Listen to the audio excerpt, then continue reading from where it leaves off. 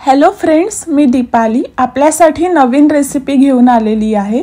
पण ते कुठल्याही जेवणाची किंवा ब्रेकफास्टची नसून ऑर्गॅनिक सोप घरी कशी बनवावी याची आहे। ह्या सोपचा 100% रिझल्ट होणार आहे, कारण ह्यात आपण यूज करणार आहोत मसूरची डाळ, तांदळाचं पीठ आणि हळद। आणि तुम्हाला माहितीच असेल की ह्याने स्किन किती ग्लो करतं। चला तर आपण रेसिपी स्टार्ट करूयात। ऑर्गॅनिक ग्लिसरीन युक्त सोप बेस घेतलेला आहे। हे तुम्हाला कुठल्याही ऑनलाइन प्लॅटफॉर्मवर मिळून जाईल आणि अतिशय कमी दरात। ते एकदम स्मॉल क्यूब्स मध्ये कट करून घेऊयात। कट झालेली आहे। आता ते डबल बॉइलिंग प्रोसेसने मेल्ट करूयात।